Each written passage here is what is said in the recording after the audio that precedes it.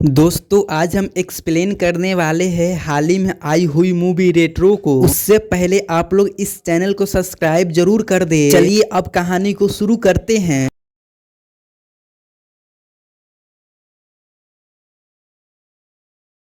तब लगन की बीबी संध्या उस बच्चे को पालने की जिम्मेदारी लेती है क्योंकि उसको शादी के इतना दिन भी बाद एक ही बच्चा नहीं हुआ था, इसीलिए थी लगन उस बच्चे को पालने के लिए मान जाता है। लेकिन उस बच्चे को कभी भी अपना नहीं मानता था। फिर उस बच्चा के नाम पारी रखता है। जब पारी थोड़ा बड़ा होता है तो संध्या देखता है कि वो बच्चा कभी हंसता नहीं है, जिससे उसको बहुत ही ज्यादा दुख होता है कि न जाने पारी को क्या दिक्कत है जो उसके चेहरे पर मुस्कान ही नहीं आती। खैर संध्या जो पारी का मन करता है संध्या उसे वही कराती है और धीरे धीरे पारी कराटा सीखने लगता है। फिर एक दिन संध्या का तबीयत बहुत ही ज्यादा खराब हो जाता है और मरने से पहले संध्या पारी को बता देता है कि मैं तुम्हारा असली माँ बाप नहीं हूँ, और यह जानने के बाद भी तुम अपना पापा को ख्याल रखना। यहाँ पारी उससे प्यार करता था इसलिए उसका बात मान लेता है। फिर यहाँ जब पारी का अंतिम संस्कार कर रहा था तभी पारी का इतना दुख देखकर एक लड़की उसके पास आता है। रुक्मणी पारी से उदासी का कारण पूछता है लेकिन पारी कुछ भी नहीं बोलता। हालांकि रुक्मणी किसी न किसी बहाना से पारी से बात करती रहती है और पारी को भी अच्छा लगता था। फिर हम देखते हैं कि जैसे जैसे पारी बड़ा होता है और वैसे ही उसका गुस्सा बढ़ते जाता है और वो कई बार अपना पापा के जान भी बचाया है, तब पर भी धिलानन उसको अपना बेटा नहीं मानता है। फिर हमें कई साल के बाद अफ्रीका को सीन को दिखाया जाता है जहाँ अफ्रीकन माफिया एक कंटेनर को खोलते हैं। फिर उसको उसमें सिर्फ मछलियाँ ही दिखती है। फिर वो फोन इंडिया घुमा देते हैं। असल में उसके मछलियों के जगह कई सोने मिलने का अनुमान था, पर यहाँ पर उसको पागल बना दिया गया था। और पागल क्यों बनाया था यह हमें आगे मालूम चलेगा। हम इधर पारी को देखते हैं जो कि बड़ा हो गया था और उसका नाम शहर में भी चलता था, जिससे तिलंगन भी घबराता है। आज पारी पूरा एरिया को गुंडा को बुलाकर अनाउंसमेंट करता है आज मेरा शादी है, इसीलिए मैं यह सब कामों से बहुत ही दूर जा रहा हूँ। इसलिए मेरे और मेरे पत्नी को कोई परेशान करने के लिए नहीं आना, क्योंकि मेरे बाली को खून खराबा पसंद नहीं है। जिस पर सभी लोग मान जाते हैं क्योंकि मारी से कोई भी आदमी भिड़ना नहीं चाहता था। फिर उसके बाद हम मारी को बीबी को देखते हैं जो कि रुक्मणी ही थी। मारी जब बड़ा हुआ था तो एकदा गलती से रुक्मणी से मिला था। रुक्मणी उसे देखते हुए ही पहचान गई थी। फिर मारी अपना दिल के बात रुक्मणी से बता दिया। हालांकि रुक्मणी अभी जानवर के डॉक्टर बन गई है और वह मारी को पसंद करती थी, जिसके बाद ये दोनों का लव स्टोरी शुरू हो गया। अब सीन प्रेजेंट में आता है। फिर धिलानन ने दूसरी शादी कर ली थी जिससे उसको एक बेटा पैदा होता है। फिर रात में पारी और रुक्मणी को शादी चल रही होती है, तभी उस रात में धिलानन आता है। फिर वहाँ पर सब लोग खूब एंजॉय कर रहा होता है। तभी धिलानन मारी को शायद में ले जाकर कहता है कि वो गोल्ड रॉयल को फीस कहाँ है, यानी कि अफ्रीका वालों को यही लोग ने भेजा था और उसे मारी बदल दिया था। अब मारी मना करने लगता है कि वो माल मैं किसी के हाथ में नहीं लगने दूंगा। तभी इसी के बाद से उसको धिलगन से थोड़ा बहस हो जाता है। फिर धिलगन उसको अपना गुंडों से पिटवाने की कोशिश करता है, लेकिन मारी अकेला ही सभी पर भारी पड़ रहा था। यह देखकर धिलगन को गुस्सा आता है। फिर वह चाकू लेकर सीधा रुक्मणी के पास में पहुंच जाता है ताकि उसको मारकर मारी को सबक सिखा सके, लेकिन पारी उसी का चाकू लेकर धिलगन को एक हाथ काट देता है। फिर हम देखते हैं कि खून खराबा होने से रुक्मणी अपना शादी मारी से तोड़ देता है, क्योंकि पारी से उसे सिर्फ एक ही शर्त थी कि वो कभी हथियार नहीं उठाएगा। लेकिन पारी यह बात नहीं मानी। फिर पारी को धिलगन को हाथ काटने के इल्जाम में उसको जेल हो जाता है। असल में धिलगन के ऊपर एक बहुत ही बड़ा मिनिस्टर के हाथ था, इसी ये कारण पारी को जेल में करवा दिया गया। फिर वहाँ के कैदी मिनिस्टर के कहने पर पारी के मारते रहते हैं और फिर रुक्मणी के दूर हो जाने से पारी का दिल पूरा अच्छा तरह से टूट चुका था, इसीलिए वह किसी से भी कुछ नहीं कहता रहता है। फिर उसी जगह उसका जेलर पारी से खाली गोल्ड रॉय के बारे में पूछता रहता है कि बता दे कि तुमने कहाँ रखा है, लेकिन पारी किसी से भी कुछ नहीं बताता है और ऐसे करते करते कुछ साल बीत जाता है। वहीं पारी अपने लोगों को लगा रखा कि उसे कैसे भी कर रुक्मणी का पता लगाना है। फिर यहाँ जेल में आकर कुछ लोग मिलते हैं जो कि जेल के खूंखार कैदियों को ले जाकर जंग करवा देते थे। फिर जेलर पारी को बताते हैं और उसका डील 10 लाख में कर लेते हैं। फिर जेलर जब इस बारे में पारी से बात करते हैं कि मैं तुझे इस जेल से रिहा करा दूंगा, सिर्फ तुम मान जाओ, क्योंकि यहाँ सिर्फ पैसों की बात है। यह सुनते पारी मना कर देता है। फिर एक दिन पारी का लोग आकर बताते हैं कि रुक्मणी भाभी का पता चल गया है, वो एक एंडमैन निकोबार में ब्लैक आइलैंड पर अपना एनजीओ चलाते हैं। यह बात सुनते ही पारी खुश हो जाता है और जेलर के पास जाकर कहता है, हाँ मुझे तुम्हारा सारा शर्त मंजूर है, मुझे सिर्फ तुम इस जेल से बाहर निकाल दो। फिर रात के जेलर उस आदमी के साथ इसको बेच देता है जो कि फाइटर को खोज रहा था। फिर जेलर के जाने के बाद पारी उन लोगों के बहुत ही खतरनाक मार मारता है और वह वहां से फरार हो जाता है। फिर पारी अपना लोगों के साथ एक प्लान बनाता है और वह एक डॉक्टर चैपलिन के पास आता है जो कि लोगों के लाफिंग देता था और उससे कहता है कि हमने तेरा बीवी बच्चा को किडनैप किया है, तुम सिर्फ मेरा काम कर दो, उसको बाद हम तुम्हें छोड़ देंगे। फिर उससे बताता है कि तुम्हें ब्लैक आइलैंड पर जाकर एक हाहा कंपनी खोलना है और तुम वहाँ के हमें डॉक्टर बना के ले चलो, मैं वहाँ पर पहुँचते ही तुम्हारा फैमिली को छोड़ दूंगा। फिर डर के मारे चैपलिन ऐसा ही करता है और वो लोग ब्लैक आइलैंड पर चले जाता है। फिर वही मिनिस्टर बार बार थ्रिलंग को परेशान कर रहा था कि तुम कैसे भी कर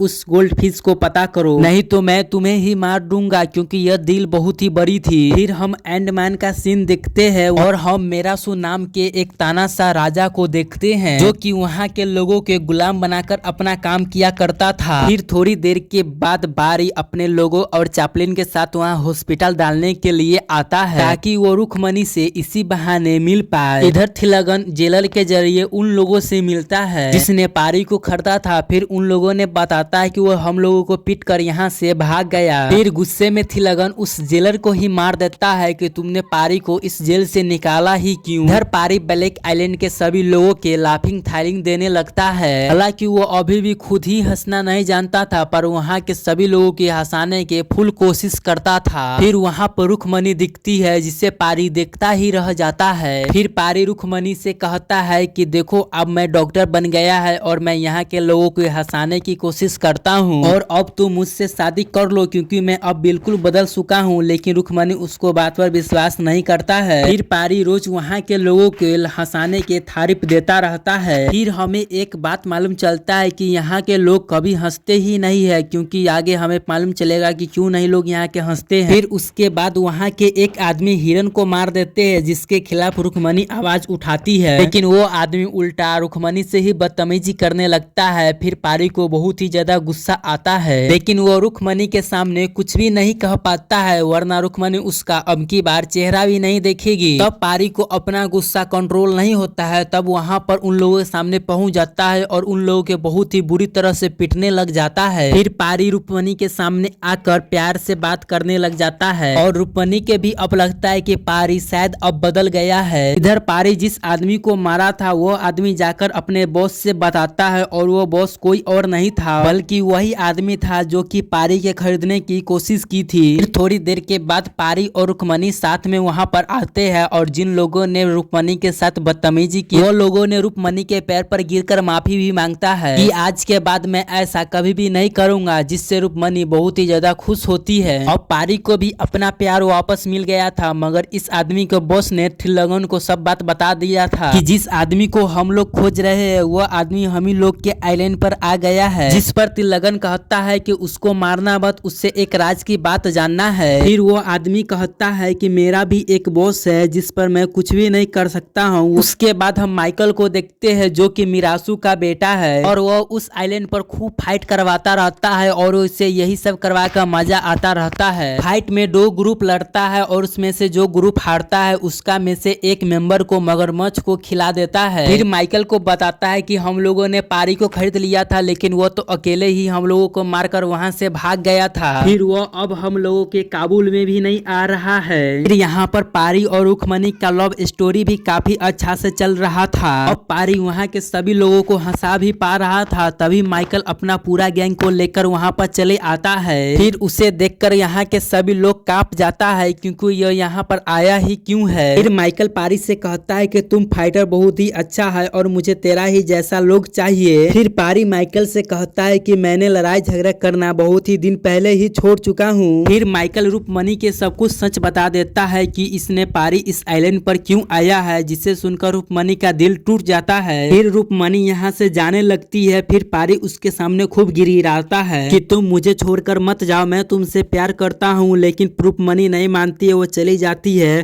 फिर पारी को बहुत ही ज्यादा गुस्सा आ जाता है। फिर वह माइकल के आदमी के मारने लग जाता है जिसे रुक्मणी देखकर कहता है कि यह कभी बदला ही नहीं। फिर माइकल पारी से कहता है कि तुम मेरा फाइटर बन जाओ, तुम ऐश करोगे। फिर पारी गुस्से में मान जाता है और कुछ दिनों के बाद पारी फिर से फाइट करने के लिए आता है और वो अकेला सभी ओपन टीम को मार रहा था। फिर फाइट खत्म होने के बाद पारी जाकर अपना कमरे में चले जाता है। फिर उसको हम देखते हैं कि रूपमनी के दिल टूटने के बाद पारी अपना आया खो दिया था। फिर एक दिन पारी के पास थिलगन आता है जिसने अपने साथ रूपमनी को भी किडनैप करके लाया था। फिर वह पारी से पूछने लगता है बार बार कि बता दे कि गोल्ड फिश कहाँ है, लेकिन पारी उसे कुछ भी नहीं बताता रहता है। फिर पारी कहता है कि तुम सच जानने के बाद हम दोनों को मार देगा। फिर हम देखते हैं कि माइकल के गुंडे थ्रिगर के असली बेटा को किडनैप कर लिया था। तो अभी पारी के कहने पर यह बात जानकर थिलगन का होश ही उड़ जाता है। फिर थिलगन कहता है कि तुम मेरे बेटे को जाने दो, मैं तुझे कुछ भी नहीं करूंगा। फिर पारी कहता है कि मैं तुझे कभी भी गोल्ड फिश के बारे में नहीं बताऊंगा और तुझे जो करना है कर लो। फिर वहां से रूपमनी भी चली जाती है। फिर पारी एक जगह बैठा हुआ होता है, तभी मिरासू और माइकल के आदमी पारी को मारने के लिए आता है, जो कि मिरासू के तंग हो गए थे क्योंकि पारू हर फाइट में उसके लोगों को हरा देता था, जिससे माइकल उनके लोगों को मार दिया करता था। फिर वो लोग पारी के ऊपर हमला कर देता है, तभी पारी के पेट के ऊपर एक त्रिशूल के निशान दिखाई देता है, जिसे देखकर वो लोग के होश उड़ जाता है और कहने लगता है कि मेरा मसीहा आ गया हमें बचाने के लिए। यह बात सुनकर पारी भी हैरान था। फिर वो लोग पारू को एक कहानी सुनाते हैं कि यह आइलैंड अंग्रेजों से ये लोग ने ले लिया था, जिसके बाद उसका कब्जा यहाँ पर हो गया और वह इन लोगों को गुलाम बनाकर रखा दिया और उन पर खूब अत्याचार करता था। फिर यहाँ पर कई सालों के बाद यहाँ के सभी लोग ने अपना जमा पूंजी कर कर अपना देवता को त्रिशूल चलाने की कोशिश किया और उसमें भी मिरासुल ने हाथ डाल दिया और खुद त्रिशूल चलाने चल दिया। फिर यहाँ के भक्तों ने भविष्यवाणी किया यह सोने के त्रिशूल उसी के हाथ से एक्सेप्ट किया जाएगा, जो कि मिरासू को मारेगा और उसी के पेट पर त्रिशूल का छाप होगा। यह बात सुनकर मिरासू डर गया और वह हर जगह पर नजर रखने लग गया ताकि कहीं भी त्रिशूल वाला बच्चा पैदा ले तो उसे बचपन में ही जान से मार दे। इस दौरान उसने कई सारा बच्चा के यूं ही मौत के दौरान उतार दिया गया। फिर एक दिन एक औरत के जुड़वा बच्चा पैदा हुआ जिसके एगो के पेट पर त्रिशूल का निशान था। तभी वहाँ के लोगों ने उस बच्चे को वहाँ से भगा दिया और कहा 20 साल के बाद तुम यहाँ पर लेकर आना। फिर मिरासू के लोगों ने आकर यहाँ पर जांच किया तो ये लोगों ने झूठ बोल दिया कि यहाँ पर एक ही बच्चा जन्म लिया है और इसी कारण इस बच्चा के जान बच गया और यह बच्चा कोई और नहीं बल्कि मारी ही है, जहाँ की आइलैंड के उसी आदमी ने लगाया और संध्या के यह बच्चा मिला और उसको यह ने पाला। और दोस्तों मिरासू के अत्याचार के वजह से यहाँ के लोग हंसना भूल गए थे और यही कारण था कि मारी को भी हंसी नहीं आता था क्योंकि था वह इन्हीं सभी का खून। तब पारी यह सब बात जानकर बहुत ही ज्यादा रोता है। फिर वह अपने बाप से मिलता है और जाकर कहता है कि मैं आप पर अब कभी भी अन्याय नहीं होने दूंगा। फिर अगले दिन फाइट का दिन आता है और माइकल से पारी कहता है कि मैं तुम्हारा फाइटर से लड़ना चाहता हूँ, जिस पर माइकल मान जाता है। फिर पारी लाइन से सभी धूल चटा देता है। फिर पारी अपने सभी साथियों के बुलाता है और माइकल यह देख के हैरान था कि यह क्या कर रहा है। फिर मारी कहता है कि अब मैं तुमको और तुम्हारा बाप कर मारूंगा क्योंकि तुम लोग बहुत ही ज्यादा अत्याचार कर लिया है। फिर यह लोग लाइन से माइकल के आदमी को मारने लग जाता है और माइकल भी इनको कुछ आदमी को मारता है। फिर वह उसके बाद माइकल को वहां ही टांग देता है जहां पर सभी लोग का माइकल टांगा करता था मगरमच्छ को खाने के लिए।